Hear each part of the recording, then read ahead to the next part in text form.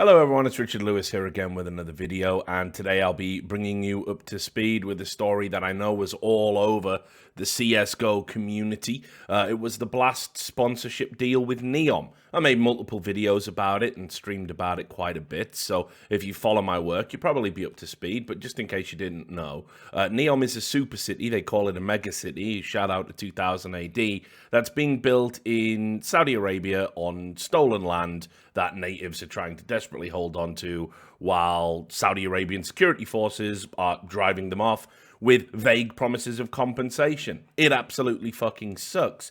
And they are doing this thing called sports washing, I'm sure you've heard of, which is where you basically sponsor nice, fluffy, benign events like sporting events to say, hey, look, we ain't all bad, we love sports too. And then everyone forgets about the atrocities and human rights violations.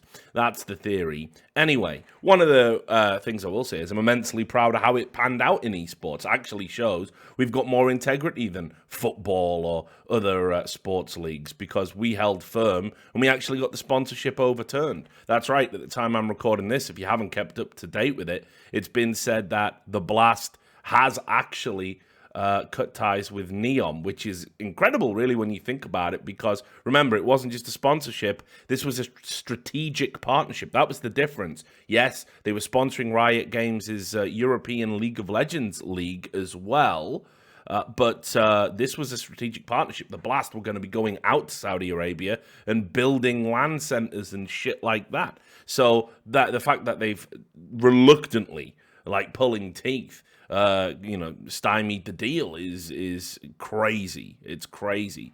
But they've made no statement about it. And I want to just make a few things clear for the record, because that's essentially how I think of my YouTube channel. You know, it's about, kind of just putting things out there and having a record of events and what happened. So two things that I've been told privately while I was investigating this. And that was that the first thing was that they knew it was going to go down like a fart in an elevator, and they deliberately put the statement out and the announcement at a time when they were going to go on holiday. And crucially, the second bit of information, they knew that Riot Games were announcing as well because they'd been told by Neom. So what they were hoping was the bigger league, the bigger name, the bigger brand would eclipse that they were being sponsored by Neom too. And while Riot took all the heat, the Blast would somehow get away with it. That was a deliberate strategy. That's so repulsive. But, nothing surprises me with these kind of startup companies that we're getting in esports these days. It's ridiculous. Anyway, so how did we get to a point where the Blast actually decides to sever ties? Well, I think let's start by pointing out, this is on Jinx TV, a report over there. Let's just start by encapsulating all of the talent that decided that they were actually going to vocally speak up and say they're not going to work with Blast. Now, Frankie had worked with the Blast, obviously, before. She's a top-tier talent. She's a top-tier host. There was a lot of people sort of intimating it's only the people who don't work with the Blast anyway that were going to boycott them. Well, Frankie was the host and even went to the Bahrain event. And because it's Frankie and she's great, she even thanked somebody for calling her out. I wasn't too sure who it was on Twitter, but, they said, you're a hypocrite, you worked that Bahrain event. And she said, yes, and you called me out at the time, and I want to thank you for that and helping me be a better person. It takes a lot of maturity for that. So, I'm always confused when I see people criticizing Frankie and saying that she's, petulant or childish. I mean, nothing could be further from the truth, but whatever. Anyway, she was very open about how she wasn't going to work with the Blast while the deal stood in place and would be thinking about that partnership moving forward. Harry obviously just said that Neom is a disgrace to the Blast brand, an organization I know is filled with wonderful, talented, and loving individuals. The idea this could be silenced through ignoring it is not a standard or precedent that should be set either, because again, at this point, it was very clear what the strategy was. They were trying to kill it with silence. That's what a lot of PR people will advise you to do if there's a crisis or a negative story. Hugo If you don't support human rights, then I can't support you. Blast partnering with Neom does not align with what they claim to stand for. I stand by Harry and my colleagues and every person who's been persecuted by archaic governments for being themselves. I mean, it's a great, strong statement from Hugo. Obviously, Vince. And again, remember, Vince is certainly a top-tier talent still and in the running to be doing events with the likes of Blast. He said, I was unlikely to work with Blast again because my last event was back in 2017 at the first event in Copenhagen. However, my principle's more important than a possible paycheck, so I won't be working with them going forward unless the Neom deal ends. And of course, Thorin was vocal about it. In addition to this, I'd already said, I'm once COVID's over, so who knows when that'll be. I'll be back in the talent pool. I'll be looking to get back on broadcasts. So, and I've had lots of offers already wanting to lock me up for potential seasons. So the Blast, absolutely. I mean, they're not going to hire me now anyway because of how critical I've been about them. But there was absolutely no way I was going to sit there on a desk and say, like, and now sponsors Neom bring you this. Fuck that. I'm not doing propaganda. So that really lit a fire under them because it was clear it wasn't just going to be one or two people. It wasn't just me and Duncan having a moan. And then this happened, Moses, because a lot of people were like, well, where are the people that have been the face and the voice of Blast? Well, Moses basically sent an email out to all of the Blast staff, all of the Blast stakeholders, I think all of the Blast talent. I think I got a copy of it as well.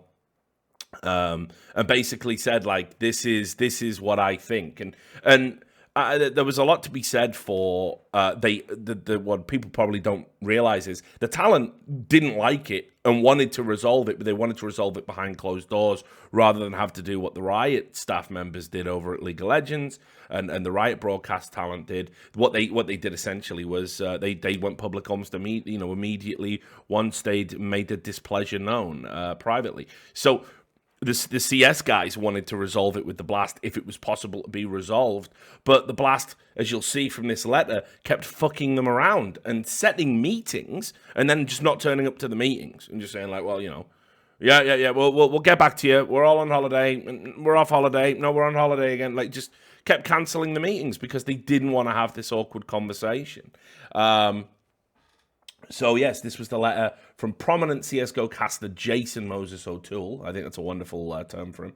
And you can see here what he said. He said, 2 weeks ago, you announced a new partnership with Neom. Since that time, I, along with some of my colleagues, have been reaching out to you to get information so that we could understand the reasoning and extent of this deal. We chose to do this out of respect for the working relationship we have had with Blast for the past 4 years. Yet you have not returned that respect in any way. Since I first reached out to you on July 30th, calls and meetings have been scheduled and then delayed, dodged, rescheduled, and cancelled.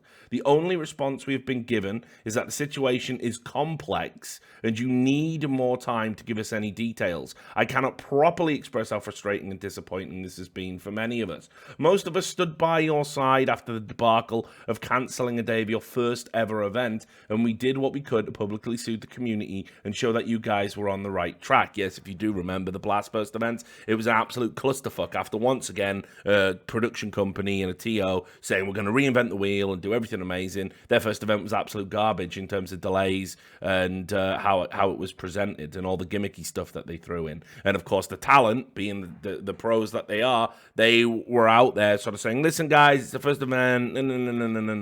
No. I certainly wouldn't have given them that cushion. Let's say to not have.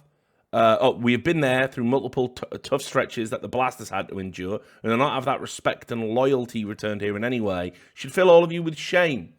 Your silence on the matter is deafening, and now it is harming those who have worked closest with you over the past few years. Your refusal to speak up in defense of your own deal has placed your employees in the crossfire. Your weakness in this regard has allowed the freelancers you work with to be hung out to dry under public scrutiny. You're allowing others to take the heat for a deal that most of us know nothing about, do not agree with, and flat out despise.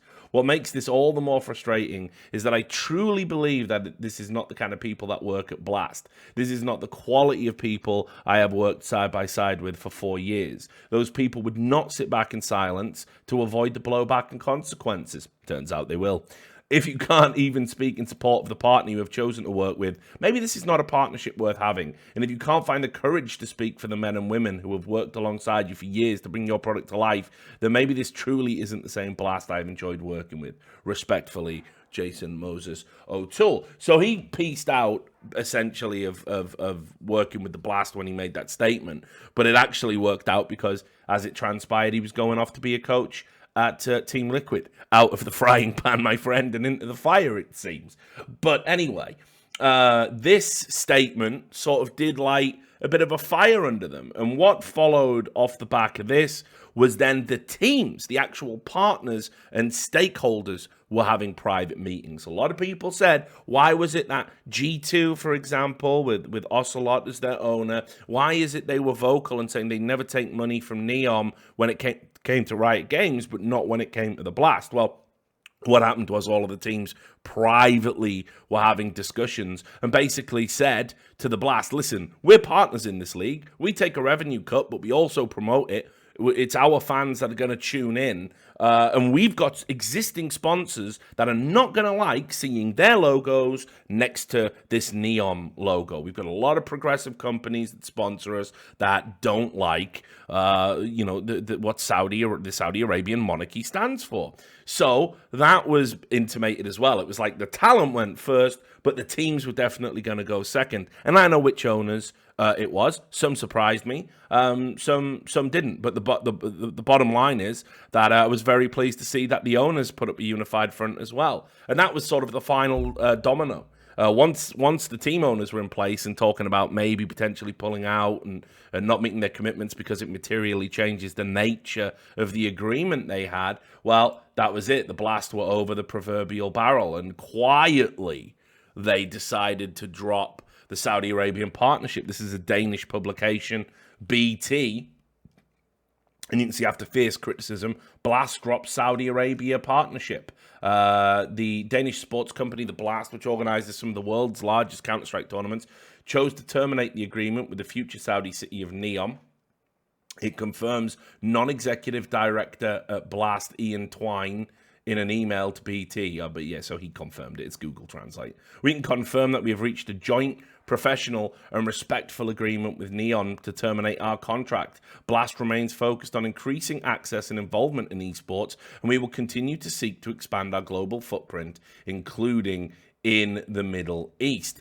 And it's interesting that Astralis were one of the big vocal teams when all of those teams came out. I'm talking about teams that surprised me. Astralis had been in those meetings kind of privately and then sort of jumped the gun and went public because they did need a big PR win after all of the negative press that they've been going through. So Astralis, even despite all the business ties and preferential treatment they can expect from the Blast, they went out and said, absolutely not. We don't want to be part of the Blast if this Neom deal is in place. And you can see they talk about that explicitly here.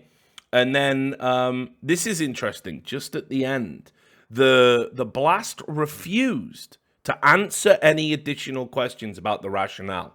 They just didn't.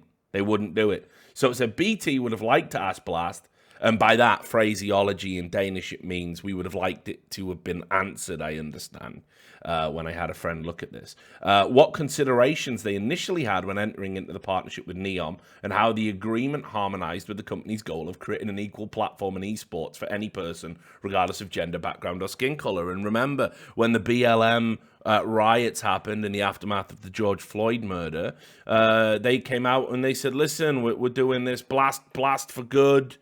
And we care about equality and diversity and inclusiveness. And then just like 2 months later, they partner with a human rights violating regime. It's staggering that they couldn't see how maybe one might cancel out the other. I'm still astounded that they didn't have a strategy in place of how to, they needed to do something with the first, didn't they, before they announced the fucking second. But then as well, BT would also like to have asked why it would take 16 days before something was announced. However, it has not been possible to get further comment from Blast. They're just not going to answer any more questions about this. And combined with the statement that they are looking to increase their footprint in the Middle East, I'm just going to end the video by speculating on what that might mean. And I think what it means is, and the reason we haven't seen a statement is, that it's not going to be Neom as a sponsorship deal. That's not how it's going to be. But the same members of the Al Saud royal family that have been moving into esports and looking for esports sponsorship, Neom being just one of the many kind of opportunities that they're looking to leverage. There's going to be something else. And then we're going to be back to square one, because it's like, where do we draw the line? Is hosting a tournament in Saudi Arabia too far? I criticized Riot Games for that. They went ahead anyway. Nobody else seemed to mind. In fact, it wasn't even brought up by the same talent that were willing to go on strike when the Neom sponsorship deal happened. Now, Neom, a little bit different, a little bit crazier, sure, but a little bit more extreme. But if the issue is Saudi's LGBTQ rights and how they violate them and some of their attitudes towards women and stuff like that, then surely it's going to be just as problematic when the Blast goes back to this well and revisits it and says, yeah, let's host a Saudi Arabian Counter-Strike tournament with a map, you know, that you've designed for whatever project it is we're sponsoring this time. I would bet that that's what's going to happen, that they're absolutely going to be looking at some other less inflammatory deal, because we're essentially trying to normalize these people being present in our esports space and trying to kind of obfuscate the realities of what their regime does. It's exactly what we've done with China. I mean, you know, you're never gonna conquer the problem of not taking bad money in business. It's just you can only pick and choose the battles that you can win, I think, and there's no beating China or that particular issue. We're dependent on Chinese cash in the gaming industry. Anyway, before I go off on an anti-Chinese money ramble, I'll wrap up the video, because we've already gone past the magical 15-minute mark where everyone's attention span dips. But there you have it. So still no statement from the Blast. I don't think there's ever going to be a statement from the Blast. In fact, I think the next statement we'll see from the Blast will be them announcing some other sort of sponsorship deal in the region, taking the same money. And I don't know if people will have the stomach for the fight or feel as, you know, vitriolic as they did about Neom. But the damage has been done to their reputation, and for once, the good guys won in esports. Maybe no statement is required. Maybe that's all you need to know. Anyway, as always, guys, thanks for dropping by the video. Had a few days off, so apologies for lack of regular content. Follow me in all that shit that just flashed up on the screen. If you're new, you know, like, comment, subscribe, all of that stuff. I really appreciate it. We put out a bunch of videos which didn't get a lot of traction, so we've had a few subs drop off. So check if you were one of them, because sometimes YouTube unsubscribes you, but maybe you just don't like the shit we put out. That's fine. If you like this, great. Come back. Love to have you, and take care until the next video.